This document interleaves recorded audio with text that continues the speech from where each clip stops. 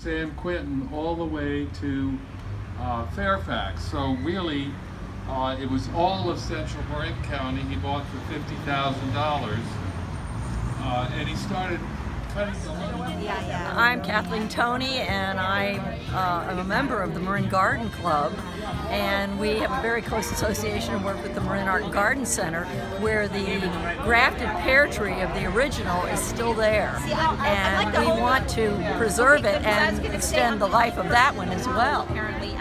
My name is Keri Scales, and I've been a trustee of the Marin Art and Garden Center for 3 terms, and currently I'm a trustee of the Moya Library Ross Historical Society. And the pear tree that is in the entrance of our building was given to us by, it was given to Helen Moya, who remodeled the Octagon House and donated it in the honor of her husband, who was one of the founders of the Marin Art and Garden Center. I'm Marcy from the Marin History Museum, also sitting on the committee of the Rafael Mission in the process of celebrating the 200th anniversary of the founding of Rafael Mission. And the significance of this pear tree event today is that San Rafael, being known for its healing waters, special properties for healing the Miwok Indians who resided here, was the orchards that the mission maintained. Grape vineyards as well as pear trees. Now down just south of where we're standing, probably to about 2 blocks east, were the pear orchards, and they were here for very many years. They were huge. The museum has a picture of a pear tree that they're saying had a circumference of 7 feet. That's pretty big for a pear tree, but we have the picture. But it is the last surviving pear tree from the San Rafael Mission orchard that was planted in 1870. Ross's oldest daughter, Annie, married his business partner, James.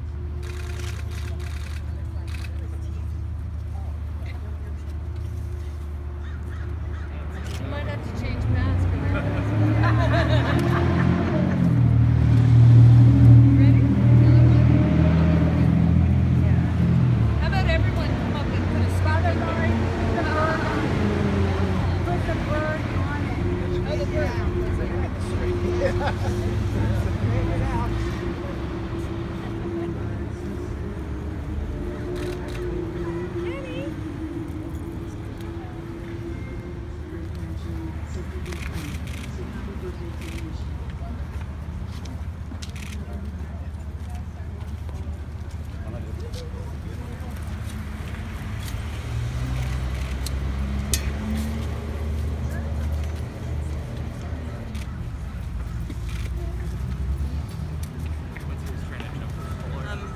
So over the years, in the development of San Rafael, we lost those pear trees. First to General Vallejo, who removed them and relocated them to his land in Napa, along with the grapevines, and to a few that were on the property where they built the Masonic Hall down on Luton's Place.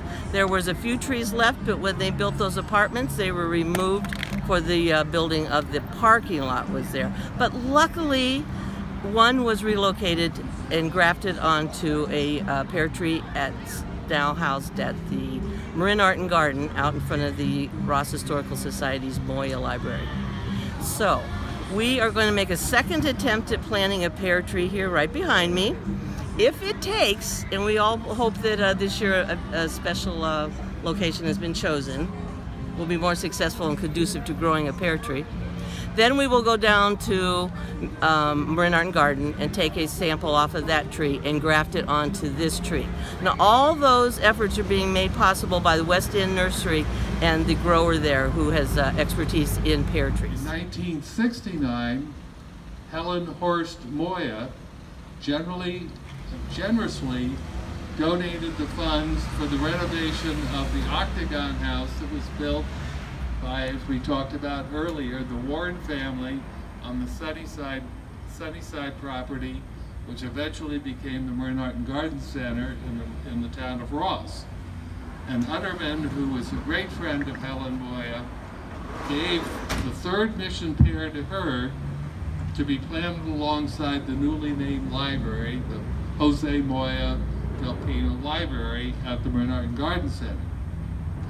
today it still bears delicious fruit and graces the entrance of the library. It is the last surviving descendant of Father Morris's original orchard at the Mission San Rafael, planted now 200 years ago. It's just fascinating.